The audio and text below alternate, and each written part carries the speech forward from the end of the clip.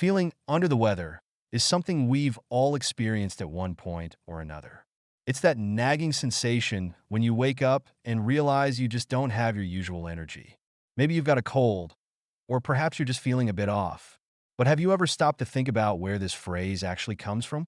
The idiom, under the weather, dates back to the 19th century, primarily in maritime contexts. Sailors would often use it to describe feeling ill while at sea. The weather at sea can be unpredictable and harsh, and being under the weather meant you were affected by the elements, both physically and mentally. It's fascinating how language evolves, isn't it? Over time, this phrase transitioned from the high seas to our everyday conversations, and now it's a common way to express that you're not feeling your best. When someone says they're feeling under the weather, it can mean a variety of things. It could be a minor cold, fatigue, or even just a general sense of malaise. It's a versatile phrase that captures that feeling of being slightly unwell without going into the specifics. I mean, who wants to detail every symptom when you can just say you're under the weather? It's like a polite way of saying, I'm not at my best, but I'll survive.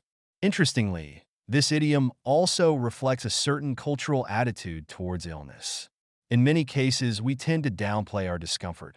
Saying you're under the weather feels less dramatic than saying you're sick. It's a way to express vulnerability while still maintaining a sense of composure.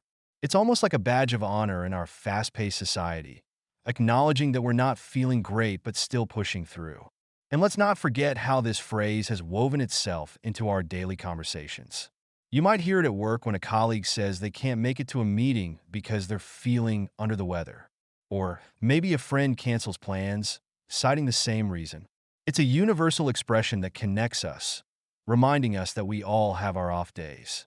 In a way, being under the weather can also serve as a reminder to take care of ourselves. It's a nudge to slow down, rest, and recharge. We often ignore our body's signals until we're forced to confront them. So, the next time you hear someone say they're feeling under the weather, maybe check in on them. It could be a simple way to show you care. So, whether you're battling a cold or just feeling a bit low, remember that it's perfectly okay to acknowledge it. We all have our moments when we're under the weather, and it's just part of being human.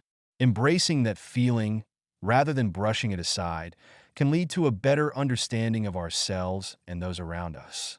After all, we're all in this together, navigating the ups and downs of life, one idiom at a time.